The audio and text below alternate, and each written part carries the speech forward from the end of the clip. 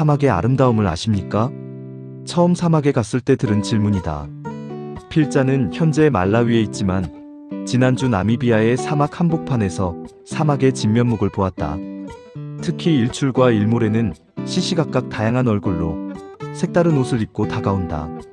이때 문득 여러 사람에게 내가 여러 모습이 된 것은 아무쪼록 몇 사람이라도 구원하고자 함이니 고린도전서 9장 22절의 성경 구절이 생각났다. 과연 여러 사람에게 여러 모습으로의 다양성은 무엇을 의미하는가? 유대인들에게 내가 유대인과 같이 된 것은 유대인들을 얻고자 함이요, 율법 아래에 있는 자들에게는 내가 율법 아래에 있지 아니하나? 율법 아래에 있는 자같이 된 것은 율법 아래에 있는 자들을 얻고자 함이요. 고린도전서 9장 20절. 이 말씀은 충격적이다. 사도 바울이 누구인가? 그는 진리에 대해서만은 절대로 양보할 수 없는 유대교에서 개종한 대쪽 같은 믿음의 사람이다. 그런데 복음을 위해서라면, 그리고 오직 영혼 구원을 위해서라면 다시 유대인처럼 될 수 있다는 뜻이다. 그는 내가 복음을 위하여 모든 것을 행함은 복음에 참여하고자 함이라 는 말씀으로 그런 입장을 천명하고 있다. 성경은 초대교회가 유대교에 대해 전면적인 결별부터가 아니라 기존 전통 내부에서 재복음화를 먼저 시도했음을 보여준다. 사도 바울은 안식일마다 회당에서 강론하고 유대인과 헬라인을 권면했다.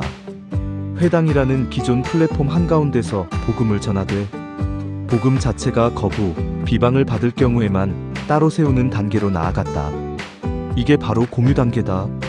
전통을 무시하지도 그대로 동화되지도 않으면서 그 심장부에 복음을 다시 주입하는 사도행전적 재복음화 모델이다. 오늘날 빌리온 소우라비스트가 로마 가톨릭과 정교회를 향해 내부 재복음화를 논하는 것도 바로 이 사도행전적 패턴의 연장선이라 할 수 있다.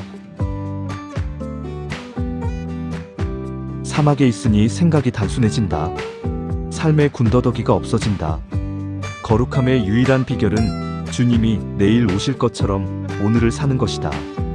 열정적 사역의 유일한 비결은 내년에 주님이 오실 것처럼 사명자로 뛰는 것이다.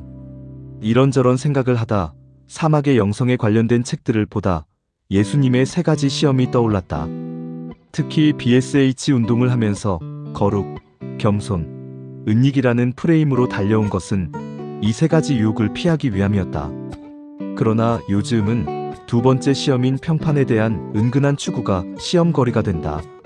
사람들이 나를 어떻게 생각할지, 참석자 수나 강의 조회수, 팔로워, 댓글은 어떤지 등 칭찬과 비난에 따라 정체성이 요동치는 유혹에서 벗어날 수 있을까? 예수님은 평판에서도 진정한 자유인이셨다.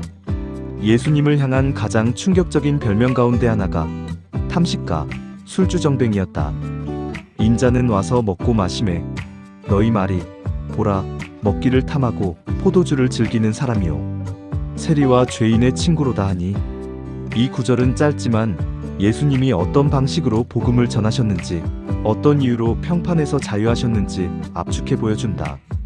여기서 우리는 복음을 위해 기꺼이 오해의 위험을 감수하신 예수님, 그리고 죄인의 친구가 되심으로 동질화의 모델을 제시하신 예수님을 보게 된다. 성경 본문에서 제일 먼저 눈에 들어오는 것은 예수님을 향한 조롱 섞인 비난이다. 이 표현은 단순한 정보가 아니라 악의적 왜곡이다. 예수님은 분명 금욕주의자가 아니다. 혼인 잔치에 참여하셨고 식탁을 나누셨고 누군가의 집에 초대를 받아 음식을 함께 드셨다. 그런데 바리새인들은 그 모습을 보며 조롱한다. 예수님이 복음을 전하기 위해 사람들의 자리로 들어가신 방식이 그들의 관점에서 보기에 선 넘는 행동처럼 보였던 것이다. 상대하지 말아야 할 부류의 사람들을 문제가 되는 친밀함으로 품으셨다. 사실 예수님은 세리와 죄인의 친구라는 별명을 부끄러워하지 않으셨다. 오히려 예수님의 사역은 죄인들을 중심으로 펼쳐진다. 세리 마태의 집에서 많은 죄인과 함께 앉으셨고, 간음에 잡혀온 여인을 정죄하지 않고 일으켜 세웠고, 사마리아 여인과 우물가에서 친밀한 대화를 나누셨다. 더욱이 예수님은 죄인을 단지 전도의 대상으로만 대하지 않고 그들과 함께 앉아 그들의 이야기를 들어주고 음식을 나누었으며, 같은 공간의 공기를 마셨다. 이것이 바로 성육신의 DNA인 동질화이다. 죄 자체에 동의하셨다는 뜻이 아니라 죄로 찌든 현실에 들어가 그들 삶의 자리와 눈높이로 내려오셨다는 뜻이다. 하나님이신 분이 인간이 되신 성육신 자체가 거대한 동질화의 출발이라면 세리와 죄인의 식탁에 앉으신 사건들은 그 동질화가 구체적인 관계 하나하나 속에서 구현된 장면이다. 금년 4월 국제꾸미학교 꿈쟁이들이 필리핀 선교를 준비할 때 일이다. 때마침 강사로 오신 집사님의 간증을 듣게 되었다. 이분은 지혜로운 방법으로 가톨릭 신자들에게 구원의 길을 제시하시는 분이다. 그는 열심히 신앙생활하세요. 미사도 성경 공부도 기도에도 다 참석하세요. 그런데 우상숭배는 절대 하지 마세요라고 부드럽게 말하면서 그분의 이름을 불러 구원을 위해 기도한다고 했다. 그러고 나면 대부분 전도받은 분들이 마리아상이나 성상 앞에 기도할 때 마음에 부담을 가지게 되고 결국 주님을 인격적으로 만나 거듭나는 역사가 일어난다고 했다. 거듭난 그리스도인에겐 무신론자는 물론 개신교인이든 가톨릭 교도이든 정교회 교인이든 거듭나지 않은 자는 복음 전파의 대상이라는 사실을 다시 확인하게 되었다. 그래서 BSH는 2021년 시작 당시 전 세계 거듭난 그리스도인을 10억으로 보고 나머지 70억 명에게 복음을 전해 10억을 더 구원하는 것을 목표로 삼게 되었다. BSH는 가톨릭이나 정교회를 포함하는 사역의 연합을 추구하지 않는다. 오히려 그들 전통의 깊은 자산을 존중하되 그 내부에 가득한 문화적이고 명목상인 신자들을 피 묻은 그리스도의 복음으로 깨워 예수님이 제자로 세우는 재복음화와 성경적 제자화를 지향한다. 엄밀히 말해 가톨릭과 정교회는 사역연합의 대상이 아니라 재복음화 대상인 것이다. 가톨릭의 훌륭한 자산은 삼위일체, 성육신, 십자가 부활에 대한 정통교리, 성례전과 예전을 통한 믿음 있는 신앙생활, 가난한 자를 존중하고 정의 생명을 추구하는 삶, 수도원 영성 등이다.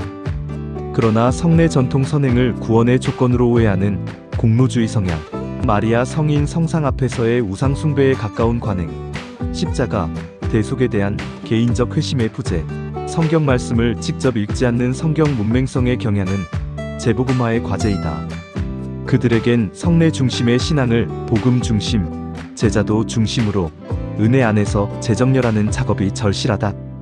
정교회 역시 훌륭한 기독교 전통 자산을 가지고 있으나 신앙의 국교화, 개인적 회심, 성경 읽기, 일상 제자도의 부재, 민속신앙, 조상숭배, 마술적 종교심과의 혼합 성향이 강해 이 역시 재복음화의 과제이다.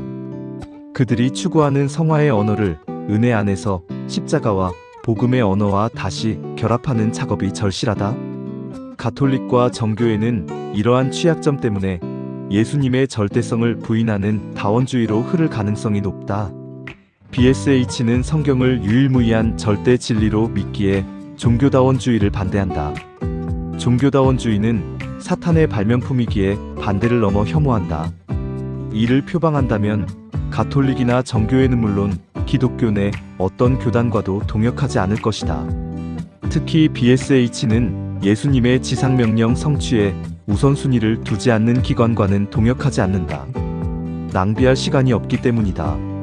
BSH는 주님 재림의 긴박성에 부응하여 지상명령의 즉시 실행, 돌파와 가속화라는 명제로 신속한 복음 전파가 목표이다. 최근 흥미로운 현상은 브라질과 필리핀의 폭발적 부흥은 가톨릭에서 돌아온 성도들 덕분이라는 점이다. 또 이집트와 에티오피아의 놀라운 부흥도 정교회에서 돌아온 성도들 때문이다. 그래서 가톨릭과 정교회는 BSH의 중요한 사역 대상이라는 통찰력을 갖게 되었다. 더욱이 최근 불타오르고 있는 가톨릭의 성령 운동은 재복음화 진입의 통로를 넓히고 있다.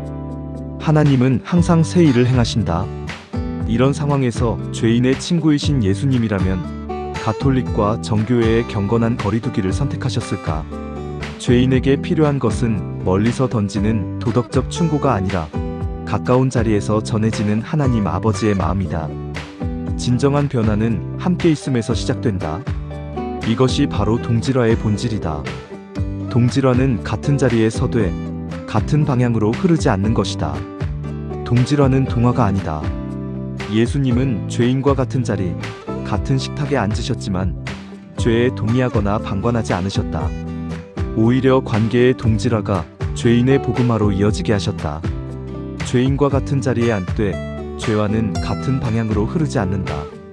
그 자리에서 하나님의 사랑과 거룩을 드러낸다. 이것이 복음적 동질화의 본질이다. 물론 지혜롭고 분별력 있는 경계는 필요하고 각자의 연약함으로부터 자신을 보호하는 것도 중요하다. 그러나 문제는 오해의 가능성을 차단하느라 애초에 죄인의 친구가 될 기회 자체를 거부해버리는 것이다. 복음의 자유인으로 산다는 것은 내 평판, 내 체면의 안전지대에서 나와 복음 때문에 기꺼이 오해의 가능성을 감수하는 삶을 포함한다. 그때 비로소 우리는 예수님이 걸으신 죄인의 친구의 길에 한 걸음 다가서게 되는 것이다. 예수님은 오늘도 묻고 계신다. 너는 복음을 위해 오해받을 각오를 하고 여러 사람에게 여러 모습으로 다가갈 수 있겠느냐?